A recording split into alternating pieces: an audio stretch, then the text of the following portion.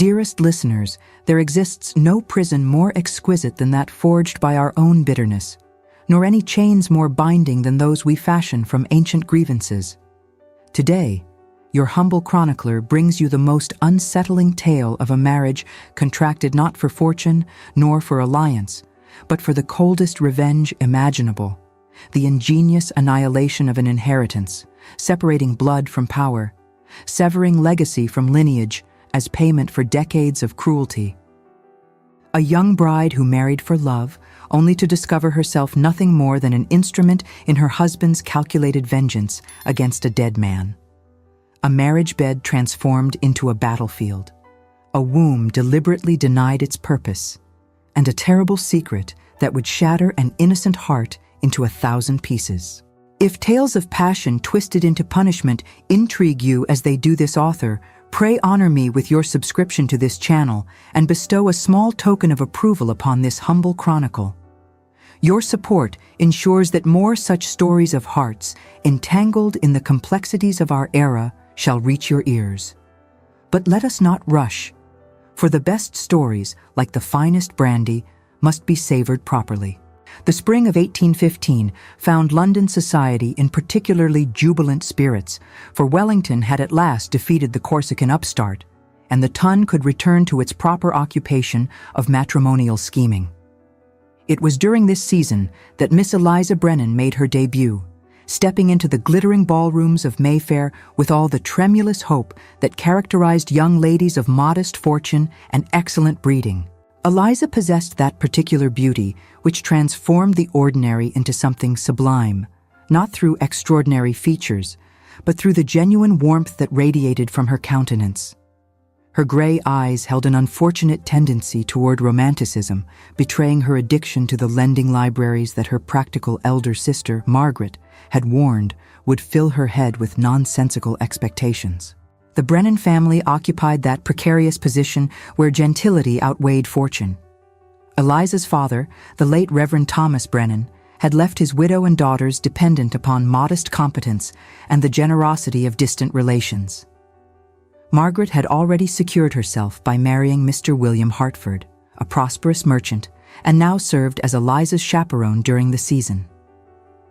Among the season's eligible bachelors, one figure stood conspicuously apart. Marcus Thornley, 5th Marquess of Wintermere, had returned to London after years of absence, and his presence caused considerable speculation. At 31, he possessed austere handsomeness, hardened by habitual severity. His gray eyes held no warmth, no invitation to intimacy. They were the eyes of a man who had looked too long upon suffering and had frozen his capacity for joy. Those who remembered the previous Marquess spoke of him in hushed tones, for the 4th Marquess had been renowned for his particular brand of tyranny. The old man had ruled his household with iron discipline, punishing every display of sensitivity in his son, mocking his preference for books over blood sports. Young Marcus had been subjected to methodical cruelty that destroyed everything gentle in his nature. The old Marquess had died the previous autumn, and Marcus had inherited considerable wealth and a wound upon his spirit so profound that it had transformed him into a mere shell of humanity. Society expected him to marry, but his manner suggested no inclination toward companionship. At Lady Thornbury's ball, Eliza first encountered Wintermere. Margaret approached with barely suppressed excitement. Lady Thornbury wished to introduce the Marquess to several eligible young ladies. Margaret saw opportunity where others saw only a forbidding nobleman with reputation for coldness. The introduction proceeded with mechanical precision. The Marquess bowed without particular interest, his expression betraying no reaction to yet another debutante. Yet something peculiar occurred when Eliza's fan slipped from her fingers.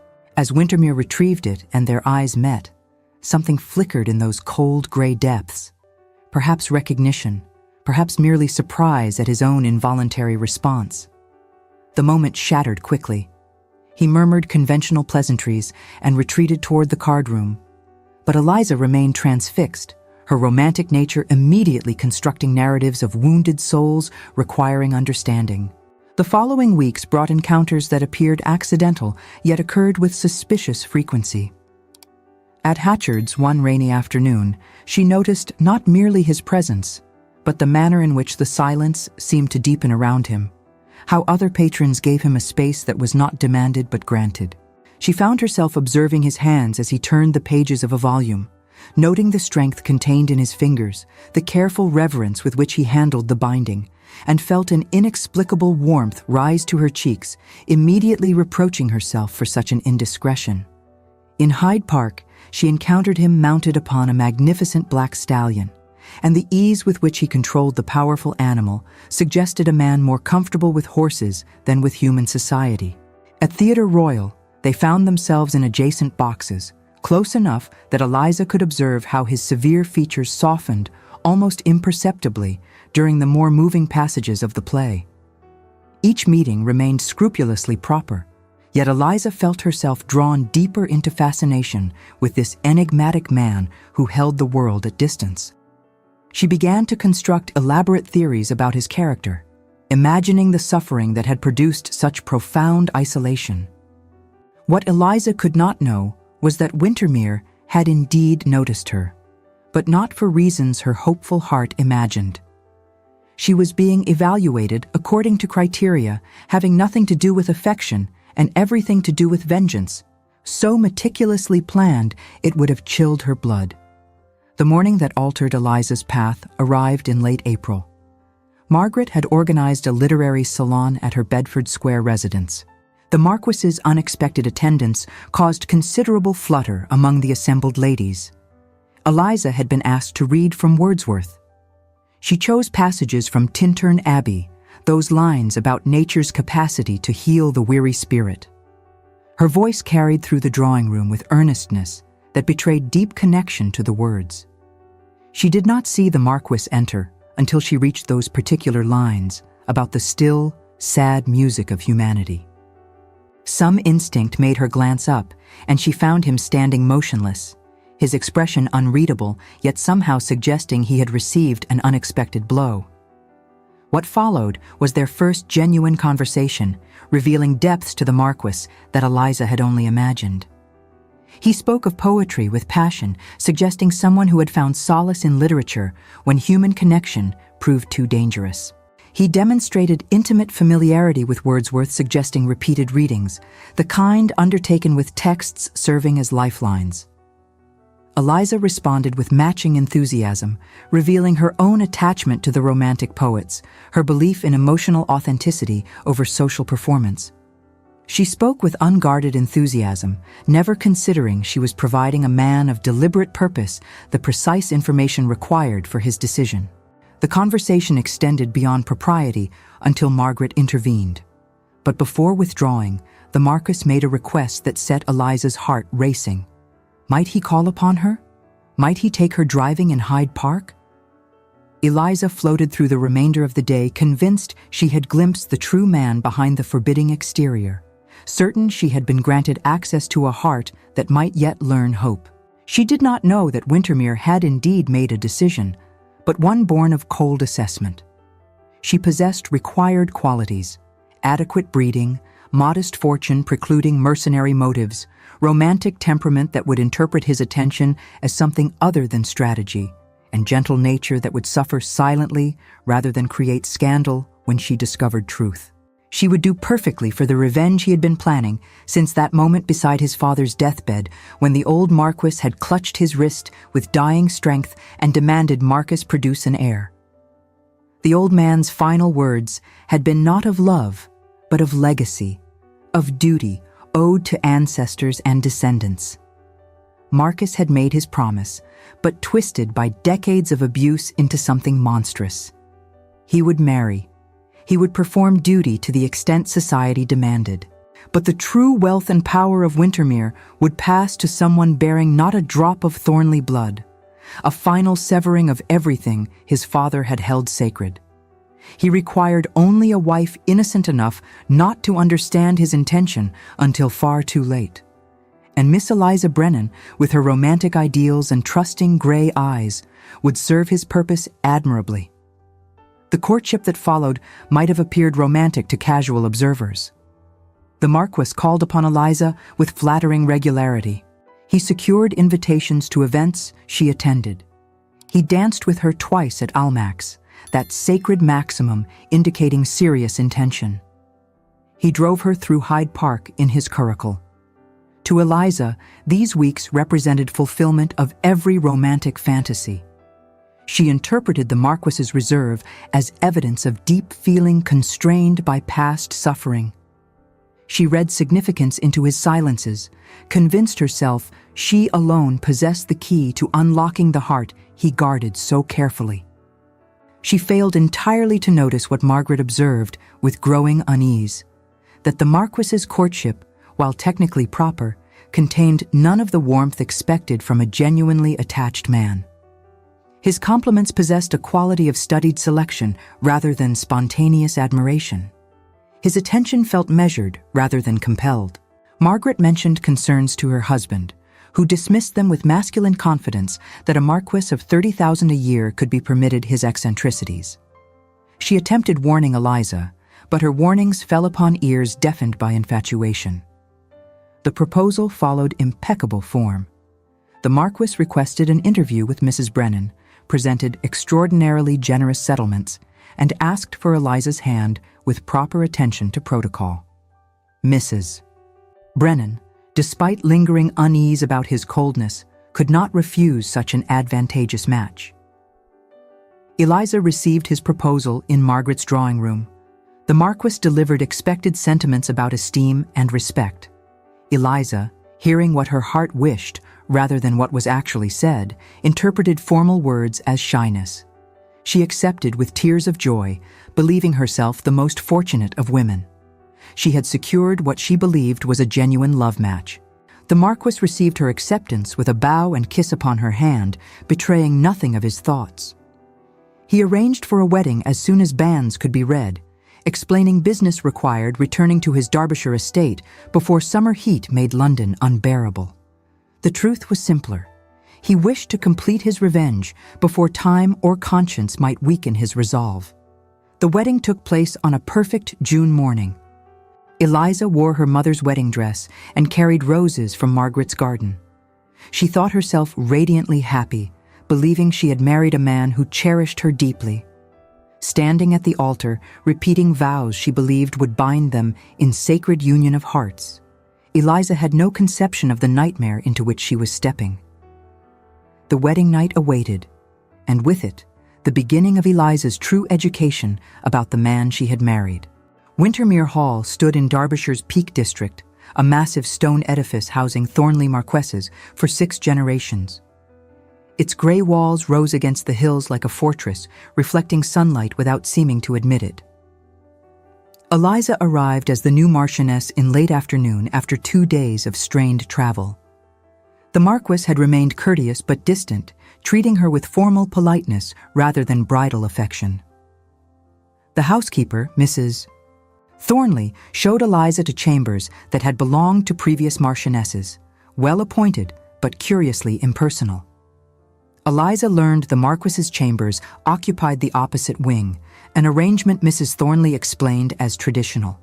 The wedding dinner proceeded in cavernous formality. Afterward, the Marquis suggested she retire early given travel exhaustion. He would join her later. Eliza prepared nervously for her wedding night, possessing only haziest understanding of what would occur. The Marquis arrived perhaps an hour later. What followed was, in strictly technical terms, consummation of the marriage. He performed his husbandly duties with mechanical efficiency, showing neither passion nor cruelty, but simply determination to complete a necessary act. When it ended, the Marquis withdrew immediately to his chambers with nothing more than a formal good night. Eliza felt confused and bereft. She had anticipated awkwardness, but also some element of tenderness. Still, she consoled herself, first experiences were difficult. Time and familiarity would bring the warmth she craved. What Eliza did not know was that her husband had just performed the first act of his carefully planned revenge. Consummation had been necessary for legal validity, but it would be the last time he would risk creating the heir his father had demanded. From this night forward, the Marquis would ensure through deliberate means that his wife's womb remained empty. The pattern established itself with devastating consistency. The Marquis maintained husbandly visits approximately twice weekly, always with the same dispassionate efficiency. He would arrive, perform what he viewed as duty, and depart with minimal conversation and no affection. One such night in late July, after a particularly mechanical encounter, Marcus returned to his own chambers and closed the door behind him. He leaned against it for a moment longer than necessary, his jaw clenched tight. He looked down at his own hands as though they belonged to a stranger, and for the briefest instant, something flickered across his features, a flash of self-loathing so intense it might have passed for pain. Then his iron discipline reasserted itself, crushing the wayward emotion before it could take root. The revenge brought satisfaction, certainly, but it was a dish served in the most absolute and glacial emptiness, and some part of him, a part he refused to acknowledge, recoiled from the void he had created. Eliza gradually recognized something was profoundly wrong. The encounters brought neither pleasure nor connection. Her husband treated her body with impersonal attention he might give correspondence requiring his signature. What disturbed her most was something she lacked experience to name. She noticed her husband's behavior followed a peculiar pattern. At the last moment, he would withdraw abruptly in a manner leaving her confused. She possessed no framework for understanding. She assumed this was simply how marital relations proceeded. Perhaps romantic literature had been misleading. But as weeks became months, Eliza began noticing other women her age, whose waistlines expanded, whose families announced expected arrivals. Everyone seemed to assume an heir would arrive in due course. Except the expected signs never appeared for Eliza. Her courses continued with perfect regularity, month after month. No morning sickness, no fatigue, no symptoms she heard other women discussing. At first, she assumed it was simply a matter of time. But as months accumulated, 3, then 4, then approaching 6, she began worrying. Was something wrong with her? Was she barren? Was this why the Marquis treated her with such coldness? The worry transformed gradually into shame. She began feeling defective, inadequate to the most basic duty of a wife. She noticed servants exchanging glances, caught tail ends of conversations ceasing abruptly when she entered rooms. Margaret wrote frequently, letters full of news about her own pregnancy. Each letter became small torture, reminder of Eliza's apparent failure. Eliza attempted discussing concerns with the Marquis, but he deflected every effort. When she finally gathered courage to ask directly whether he was disappointed in her inability to conceive, he responded with cold dismissal that the matter was not worth discussion. The dismissal stung more than criticism would have. It reinforced her conviction that she was somehow deficient, that her husband had recognized this flaw. Her life at Wintermere Hall settled into a pattern of exquisite loneliness. The Marquis maintained a schedule ensuring they spent minimal time together beyond formal dinners and periodic nighttime visits. He treated her with unfailing courtesy, but absolutely no warmth. Eliza attempted finding purpose in household management, but Mrs. Thornley had run Wintermere Hall for decades and made clear she neither required nor welcomed interference from a mistress who had not yet justified her position by producing an heir. She wrote long letters to her mother and Margaret, but found herself unable to articulate the true nature of her unhappiness. How could she explain that her marriage felt like a prison of loneliness? The autumn brought news that Margaret had been safely delivered of a healthy son, little Thomas Hartford. The letter arrived on a day when Eliza's courses had just begun again, the 6th month of marriage, with no sign of expected pregnancy. She wept that night, alone in her chambers, feeling herself a failure. She did not understand that her body was functioning perfectly, that the fault lay in her husband's intentional prevention of conception. She knew only that she was desperately unhappy, that romantic dreams had crumbled into dust, and that she was trapped in a marriage bringing neither love nor children, nor any sense of purpose. And winter was coming, when Derbyshire hills would be locked in snow and ice, and Eliza would find herself more isolated than ever. But winter would bring something else, a tragedy that would finally tear away the veil of ignorance and force Eliza to confront terrible truth about what had been done to her. The letter arrived in early December. It came from William Hartford, and its contents shattered what remained of Eliza's fragile equilibrium. Margaret had taken ill shortly after birth. What began as normal post-delivery fatigue had progressed to fever, then delirium, then the final crisis claiming so many women in childbed. She had died 3 days prior to the letter's dispatch, leaving behind infant son Thomas and a devastated husband. Mrs. Brennan, already in delicate health, had collapsed upon receiving news. The physician suggested the shock had precipitated a crisis of her heart, and she was not expected to survive more than a few days. William Hartford, overwhelmed by grief and care of an infant, begged Eliza to come immediately. Margaret's final wishes had been for Eliza to take responsibility for her son should she not survive. Eliza found the Marquis in his study and requested permission to travel immediately to London. She did not phrase it as a question. Circumstances clearly demanded her presence. The Marquis would escort her himself, he informed her. The circumstances required his presence as head of her family. They would depart the following morning. They arrived in London to find Mrs. Brennan still clinging to life.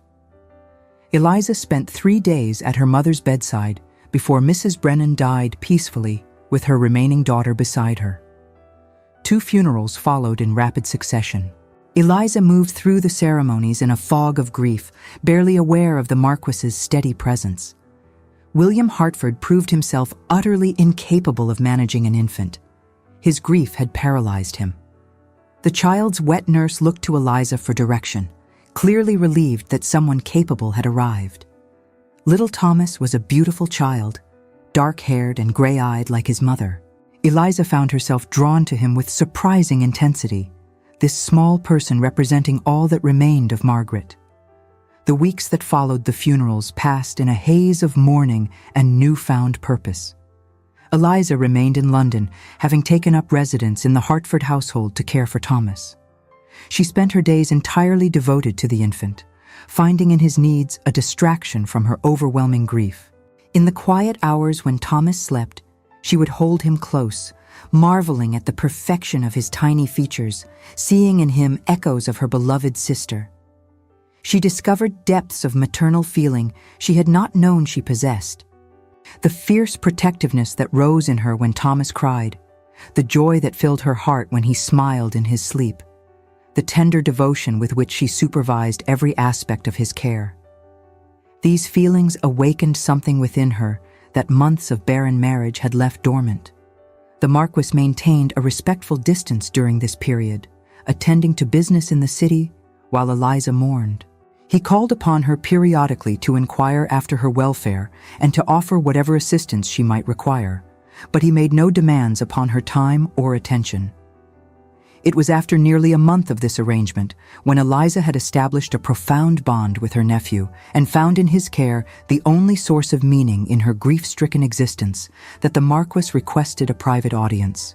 She was holding Thomas when he entered the Hartford drawing room, and she looked up with the wariness that had become habitual in his presence, wondering what matter required such formality.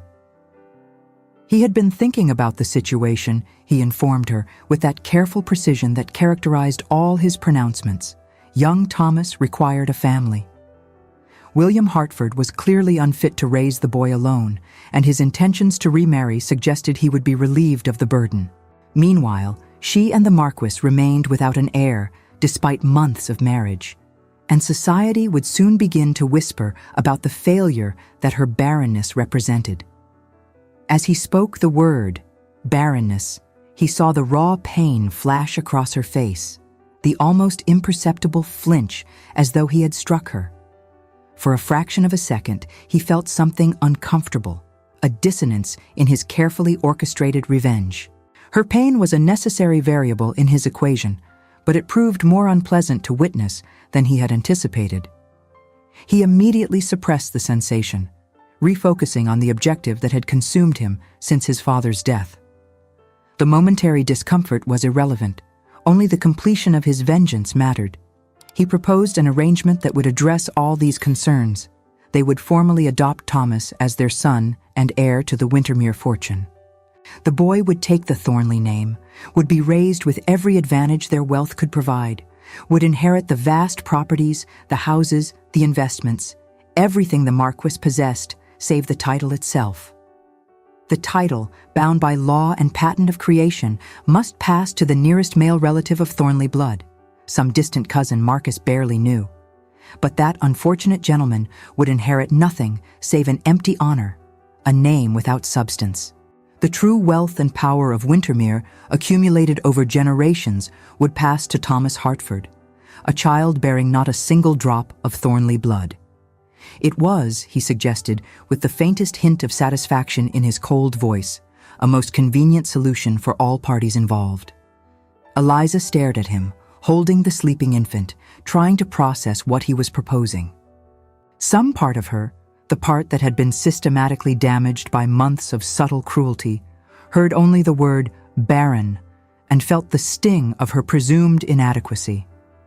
But another part, the part that had awakened to fierce protective love the moment she held her nephew, recognized the opportunity being offered. Thomas would have everything her modest family could never provide. He would receive the education, connections, future that Margaret had wanted for her son.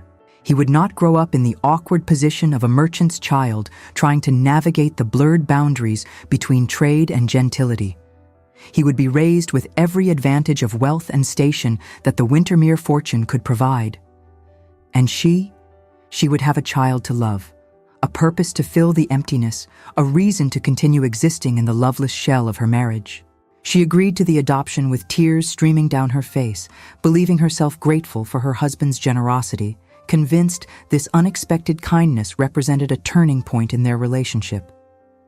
She did not yet understand she had just given her husband exactly what he wanted, an arrangement satisfying society's expectations while ensuring that everything his father had valued, the Wintermere wealth, lands, and legacy, would pass to someone bearing not a drop of the old Marquess's blood.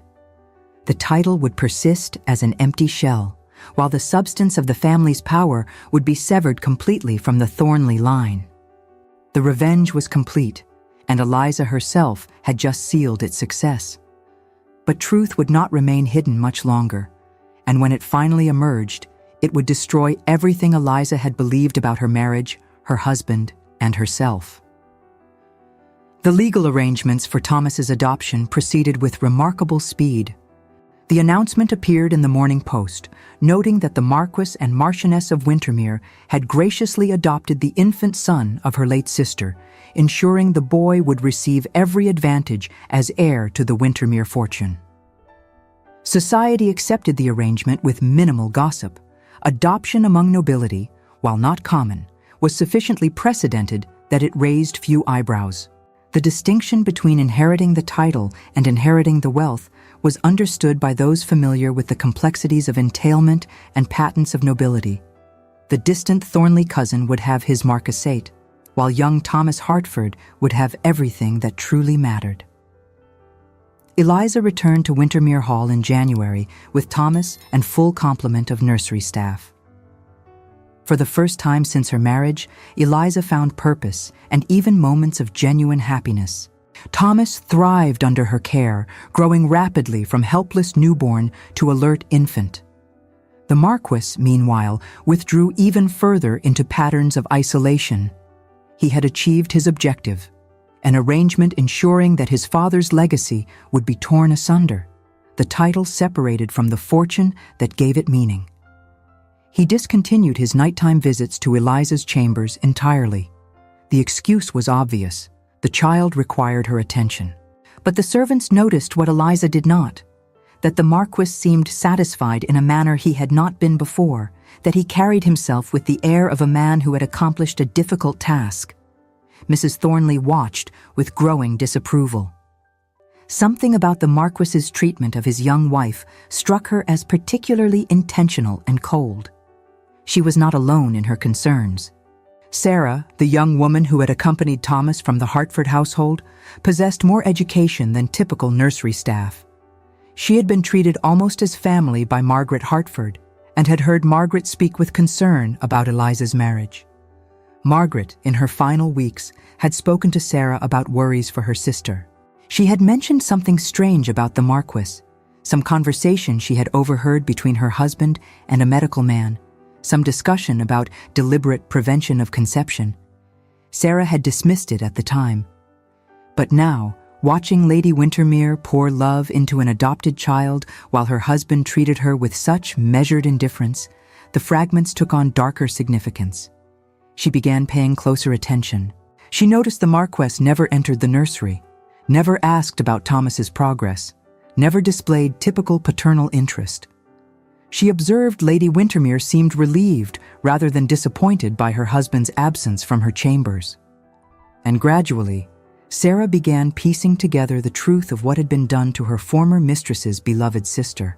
Remembering the worry that had clouded Margaret's eyes in those final weeks, recalling the way her dying mistress had grasped Sarah's hand and whispered her fears for Eliza's future, Sarah felt that the silence would be a final betrayal to the woman who had treated her with such kindness.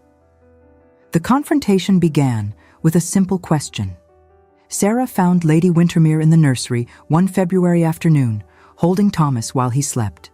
Sarah asked, with careful delicacy, whether Lady Windermere had ever wondered why she had not conceived naturally before the adoption. Had she never thought it strange that a young, healthy woman should fail to produce a child after so many months? Eliza looked up, startled and defensive. She had thought about it constantly. She had assumed herself barren, had believed herself a failure. Sarah hesitated, choosing her words with extreme care. She begged forgiveness for her presumption, she began. But there were things that had troubled her. Small observations that individually meant nothing, but together formed a disturbing pattern. The way his lordship never touched Lady Windermere in public, even the most perfunctory gestures of marital affection. The evident relief in her mistress's countenance when he had departed for London. The complete cessation of his nocturnal visits the moment Thomas's adoption was finalized. These were small things, perhaps, but they had gnawed at Sarah's conscience. And then she remembered something her former mistress, Lady Windermere's beloved sister, had mentioned during those final fevered weeks. Margaret had overheard a fragment of conversation between Mr. Hertford and their physician, something about the Marquis of Windermere making inquiries, seeking medical advice about methods to perform marital duties while deliberately preventing conception.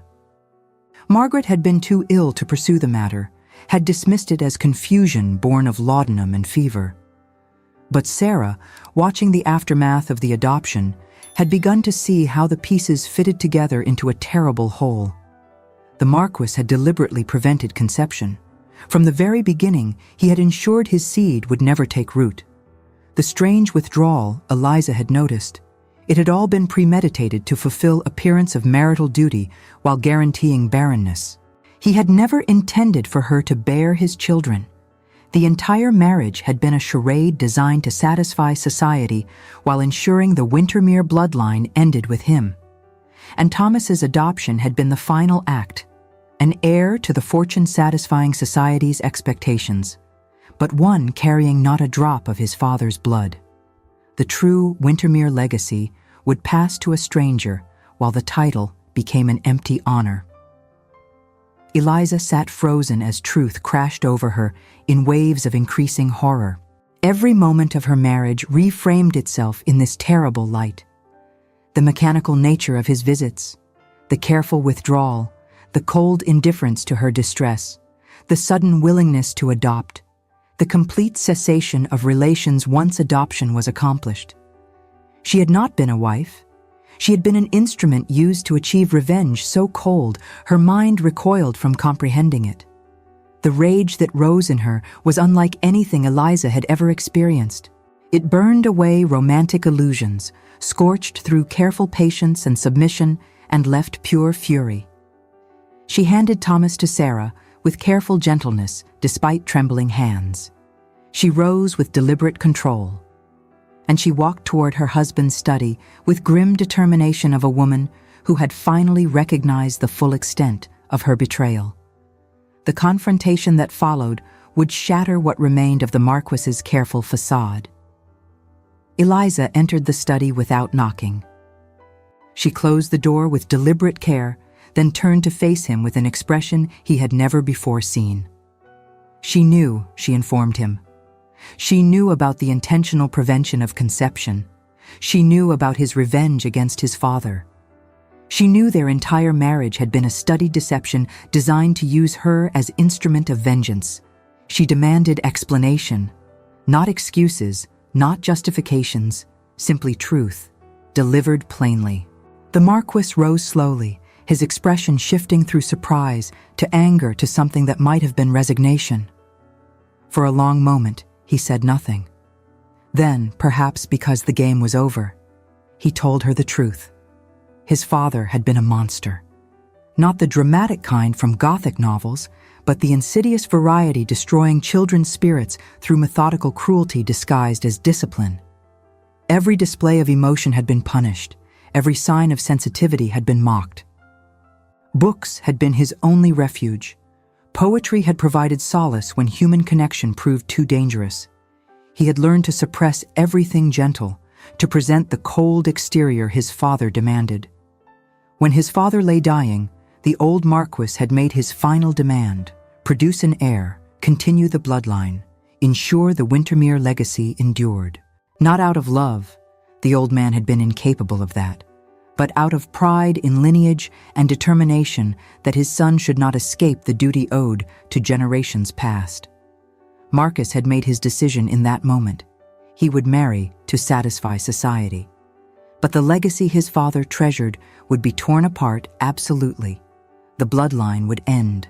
The title would pass to some distant cousin who would inherit nothing but an empty honor. And the true wealth and power of Wintermere, the fortune accumulated over generations, the lands, the properties, everything that gave the title meaning, would pass to a child bearing not one drop of Thornley blood. He had required a wife innocent enough not to understand what he was doing, romantic enough to interpret his attention as affection. Eliza had met all requirements perfectly. He had never intended to hurt her specifically. She had simply been the appropriate tool for his purpose. Her pain had been incidental to his objective. Thomas's adoption had been fortunate timing. But once the opportunity presented itself, he had recognized it as the perfect culmination of his plan. He delivered this explanation in the same cold tone he had used throughout their marriage, betraying no shame, no regret, no awareness he had committed profound betrayal. Eliza listened with mounting horror, not just to what he said, but to how he said it. The complete absence of empathy, the calm recitation of premeditated cruelty, the utter failure to recognize he had treated another human being as an object. She told him his father had succeeded beyond imagination, that the old Marquis had transformed his son into exactly the kind of monster he himself had been. His father had destroyed him through overt abuse. He had destroyed her through studied deception.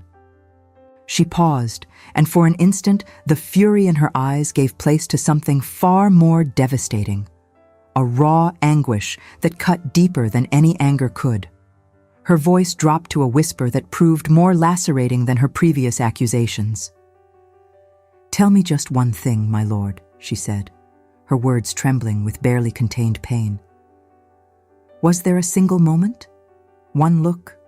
One word? Anything that was not part of your calculated performance? Did you feel even a flicker of genuine regard when you read Wordsworth to me, when you drove me through Hyde Park, when you stood beside me at the altar?" The question hung between them, naked and terrible in its vulnerability. Marcus met her gaze, and in his silence, in the cold, empty acknowledgement in his gray eyes, she found her answer. Nothing. It had all been nothing but a carefully orchestrated deception. The knowledge extinguished something in Eliza's expression, replacing anguish with a steely resolve that was somehow more final than rage.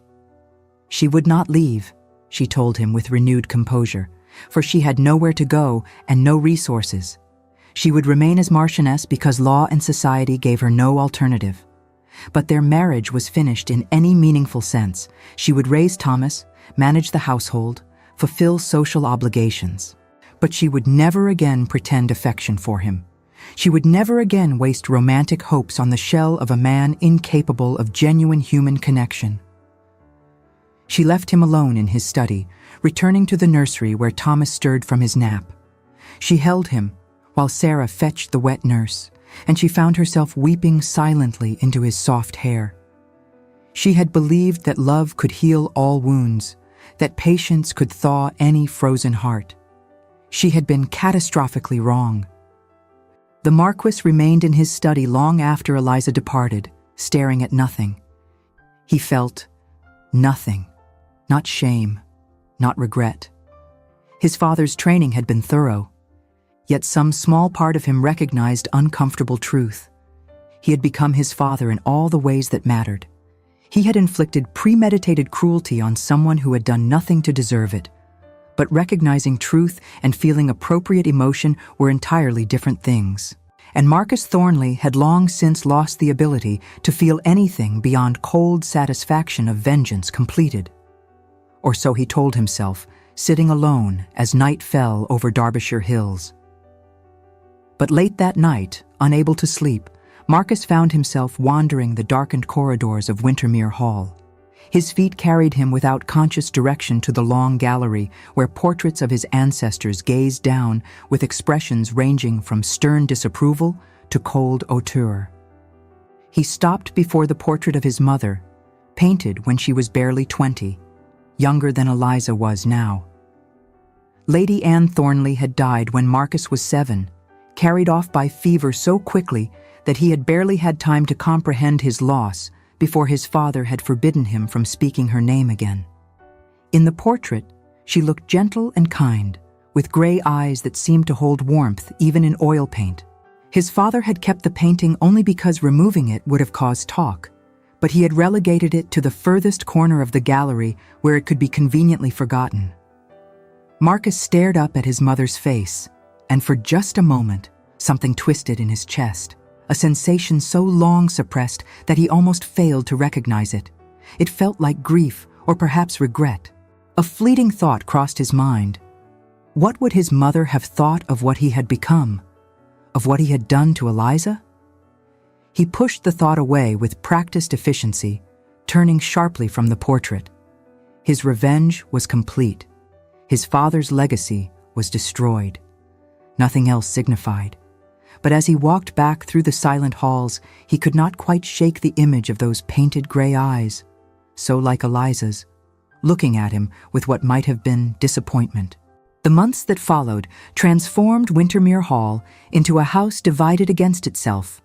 Eliza fulfilled duties as Marchioness with mechanical efficiency while investing genuine energy into Thomas's care. The infant thrived under her devoted attention. The Marquis maintained his pattern of isolation. He attended necessary social functions with his wife, presenting the united front society expected. But the coldness between them was palpable. Sarah watched over both mistress and master with keen observation. She noticed how Lady Wintermere never spoke to her husband except when necessary, how she turned her face away when he entered rooms. But Sarah also noticed something else that disturbed her.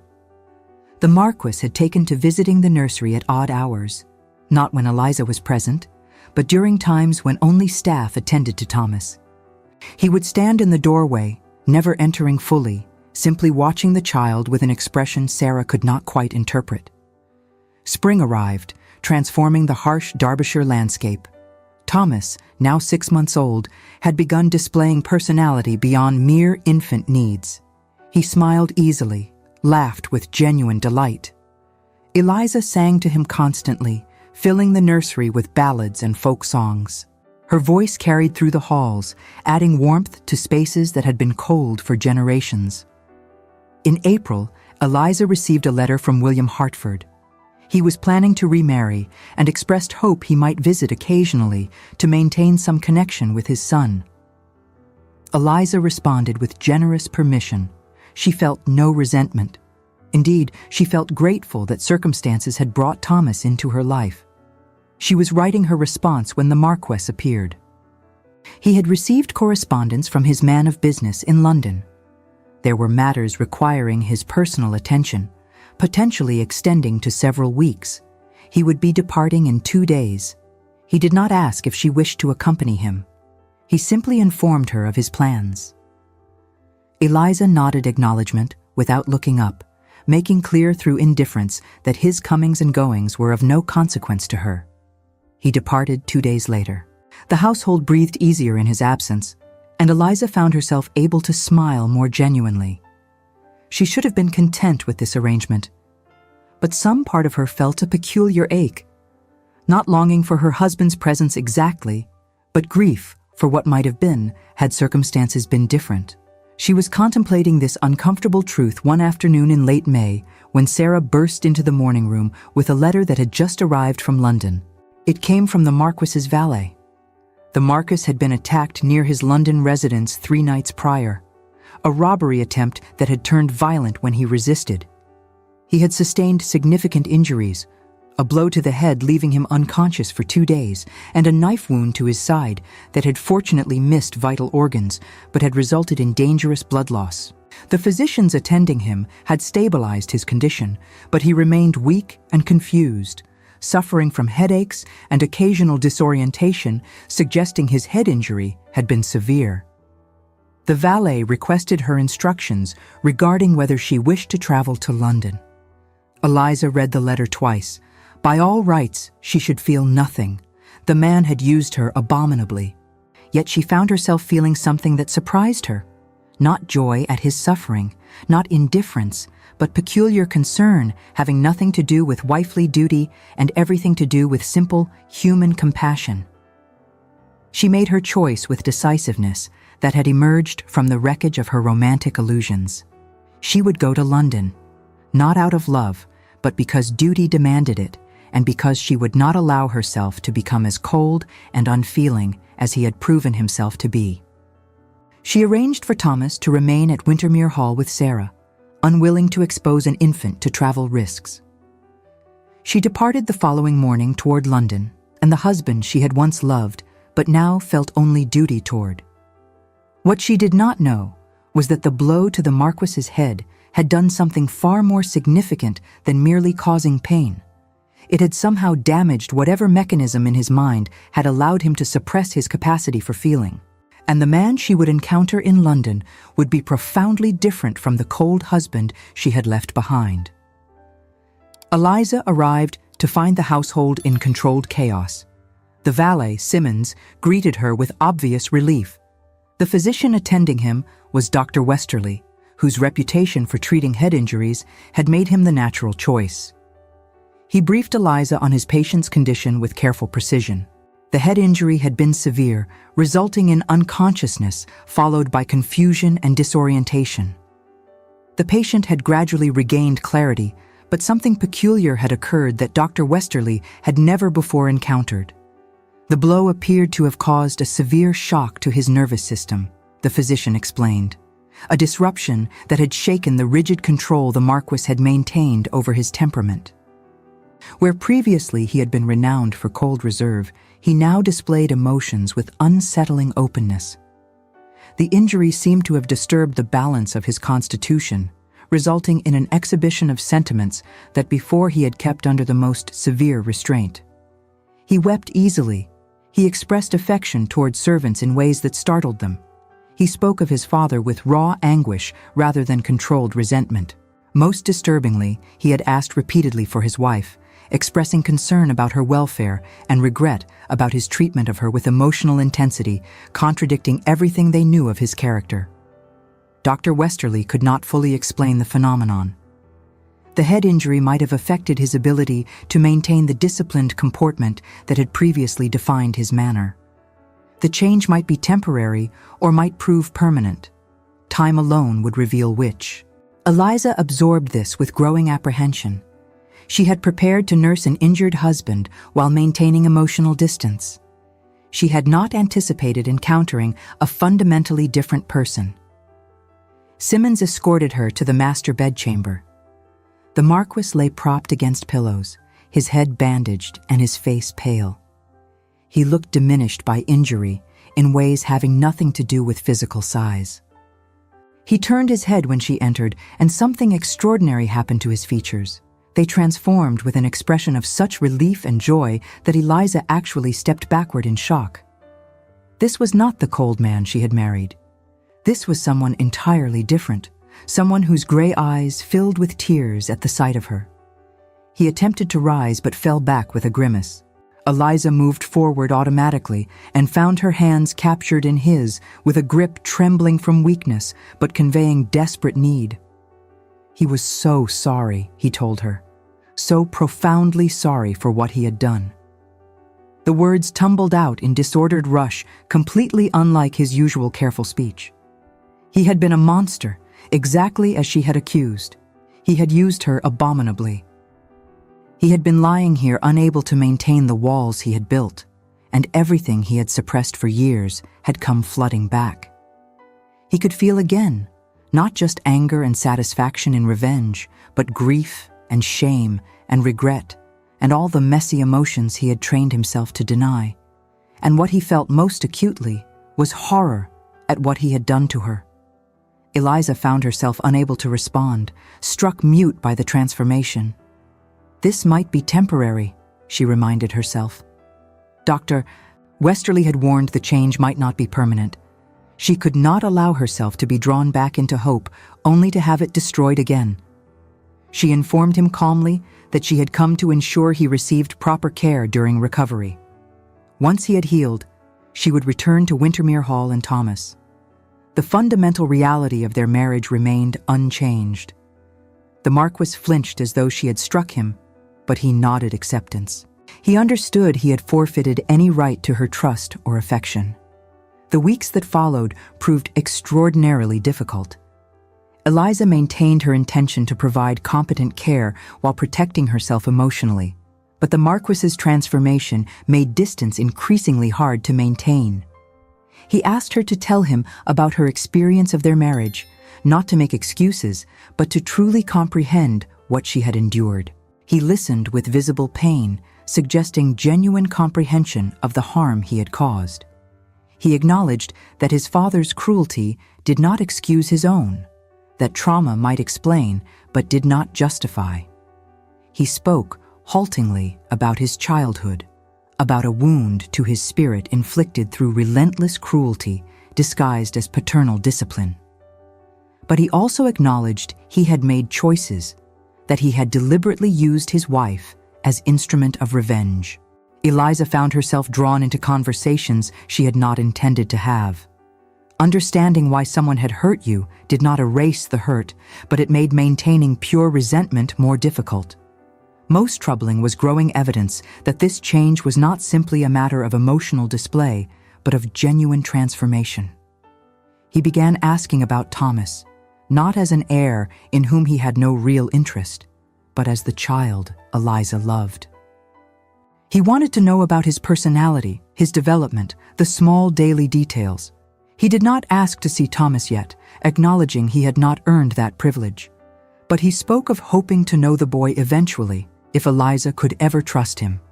Dr. Westerly became increasingly convinced the change would prove permanent. Whatever mechanism had allowed him to suppress emotions appeared to have been irreparably damaged. He would need to learn to live with the full range of human feeling.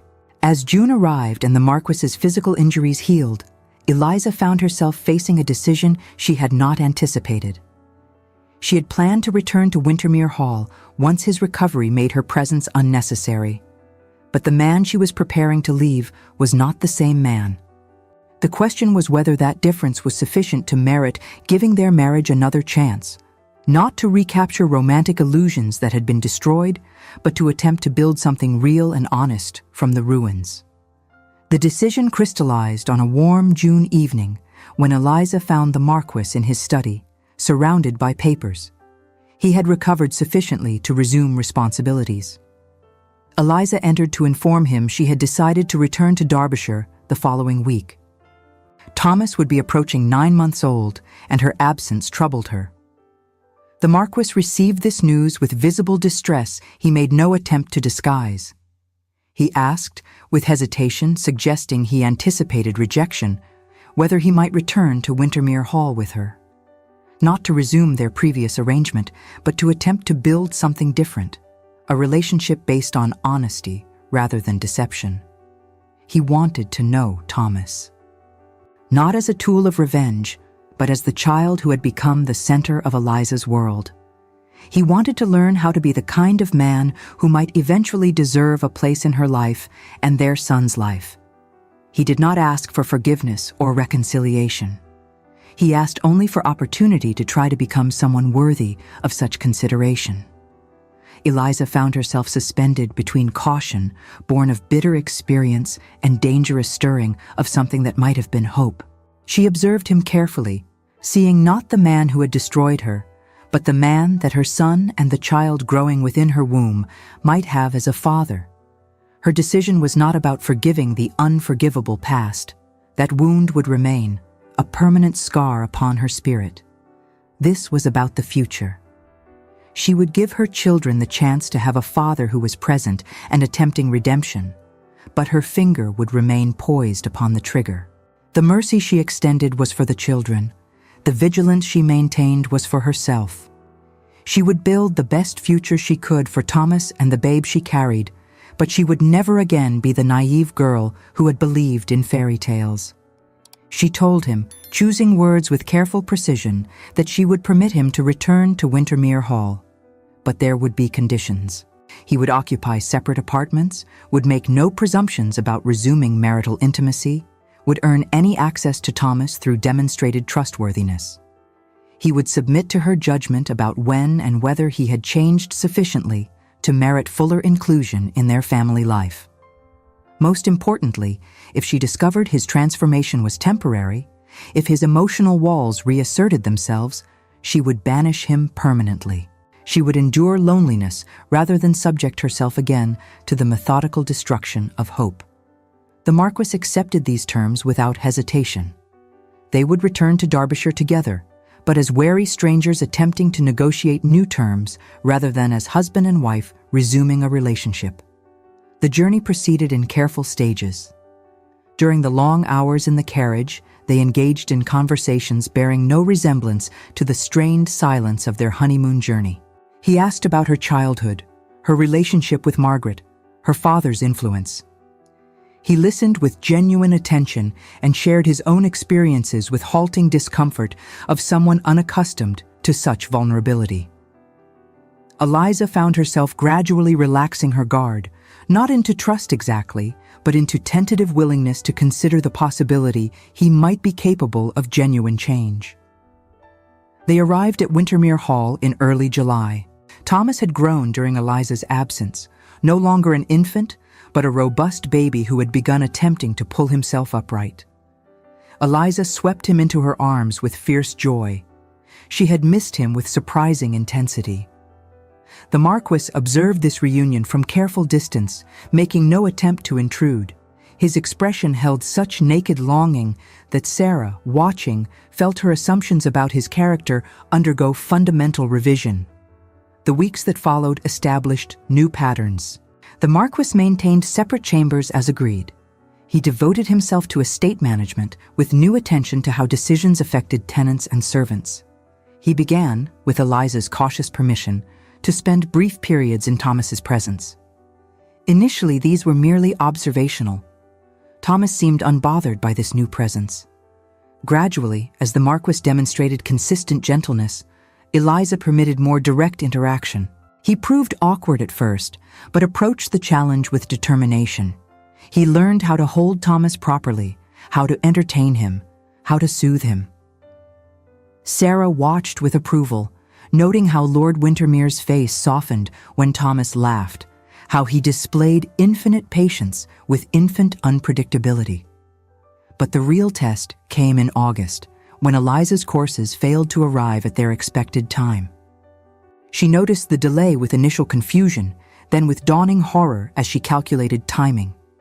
The marriage had been consummated during those early months, but there had been that single night after his injury when he had been feverish and confused, when she had been nursing him through a difficult episode. He had reached for her in his delirium, seeking comfort rather than conjugal satisfaction, and she had responded with compassionate presence. The encounter had been so different from his previous mechanical visits that it had not occurred to her to consider consequences. But now, as she recognized the signs, she understood with crystalline clarity that she was pregnant. Not through deliberate choice, but through a single moment of human connection during his illness. The irony was almost unbearable. After months of believing herself barren, she had conceived during the one encounter motivated by compassion. She sat in her chambers, hands pressed to her still flat abdomen, trying to sort through chaotic emotions. Fear, certainly. Pregnancy carried mortal risks, as Margaret's death had demonstrated. Anger at the cosmic jest, allowing conception now. And underneath it all, complicated joy. But the question that paralyzed her was how to tell the Marquis. This pregnancy represented the very thing he had worked so deliberately to prevent. Would the news cause his emotional walls to reassert themselves? Would he revert to the cold man who had married her for revenge? Or had he changed sufficiently that he could accept this development, perhaps even welcome it? She delayed the revelation for weeks, watching him carefully for any signs his emotional openness was diminishing. But he seemed, if anything, to be growing more comfortable with emotional expression rather than less. Finally, in September, when her condition could not be hidden much longer, Eliza requested a private interview. They met in the library. She told him directly, without preamble. She was pregnant, likely from that fevered night during his illness. The child would arrive sometime in late winter or early spring. She wanted him to know so he could decide how to proceed. The Marquis sat motionless as the information penetrated. For a terrifying instant, his face became an impenetrable mask, an echo of the cold man she had confronted in this very room months before. His features held no expression, no hint of the emotional openness he had displayed since his injury. The silence stretched unbearably, and Eliza felt her heart turn to ice in her chest, convinced that the shock had rebuilt the walls that trauma had torn down. She had been a fool to hope, a fool to believe that genuine transformation was possible. Then the mask shattered. His face crumpled, cycling through emotions too complex and swift to catalog individually. Shock, certainly, fear, unmistakably, but also something that could only be described as wonder, pure, unguarded, overwhelming wonder. When he finally spoke, his voice shook with emotion he made no attempt to control. This child would be his chance to be the kind of father his own father had never been. A chance to break the cycle of cruelty defining the Wintermere line. A chance to create something good from blood he had viewed as cursed. He asked, with heartbreaking uncertainty, whether she would permit him to be truly involved in this child's life from the beginning. Not merely as legal father providing material support, but as a parent attempting to offer love rather than cruelty. He understood if she could not trust him with such responsibility. He had proven himself capable of terrible deliberation where children were concerned. She had every right to protect this child. Eliza found tears streaming down her face as she listened, hearing genuine transformation rather than studied performance. She told him she would give him the opportunity to be a true father. But the chance came with absolute conditions. Any sign of the coldness characterizing their early marriage, any indication he was reverting to viewing people as instruments, and she would protect her children with every resource at her disposal. He accepted these terms with gratitude of someone receiving a gift beyond deserving. The news spread through the household with typical servant speed. The reaction was universally positive. Only Sarah recognized the deeper significance. Triumph, because conception proved Lady Wintermere had never been barren. Test, because the Marquis's response would reveal whether his transformation was genuine. But as autumn progressed and the pregnancy advanced normally, Sarah observed with growing conviction that Lord Windermere's change appeared permanent. He attended to his wife with solicitous care, respecting her boundaries while offering genuine support. He continued building his relationship with Thomas with patience and warmth. And he spoke of the coming child with mixture of joy and terror, suggesting he fully comprehended the magnitude of responsibility he was accepting. The terror was actually reassuring. A man who felt no apprehension about fatherhood either possessed unrealistic confidence or had not truly grasped what parenthood entailed. October brought news that William Hertford had remarried.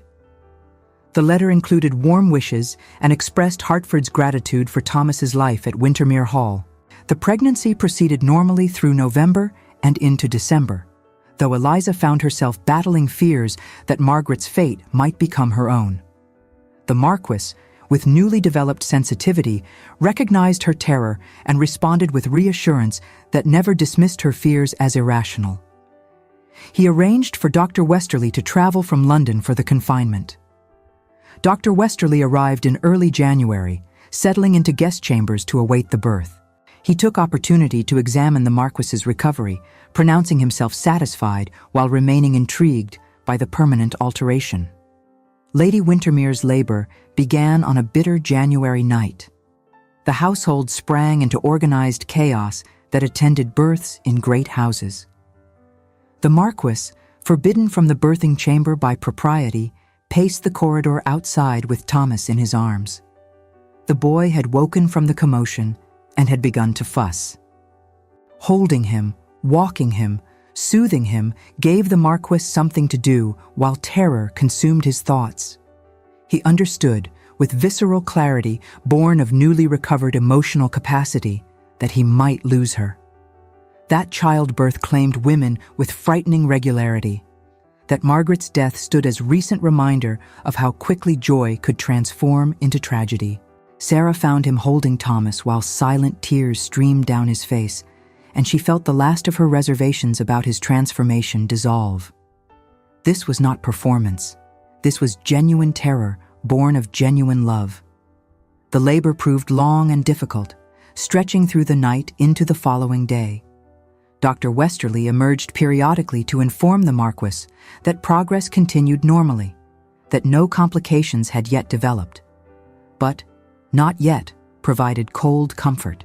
It was late afternoon when the infant's cry finally rang through the upper halls, announcing successful delivery. Dr. Westerly emerged, his face showing exhaustion but also satisfaction. Lady Windermere had been safely delivered of a healthy daughter. Both mother and child had survived. The Marquis stood frozen, unable to process information that exceeded his highest hopes. A daughter, Eliza, alive. Both of them safe, despite the dangers that had claimed Margaret. Dr. Westerly suggested Lord Windermere might wish to meet his daughter. The birthing chamber had been restored to proper order, and both mother and infant awaited his presence. He entered with trembling legs, seeing Eliza propped against pillows, exhausted but radiant, holding a tiny bundle. She looked up at his entrance, her face transforming with a smile holding none of the wariness that had characterized their interactions for months.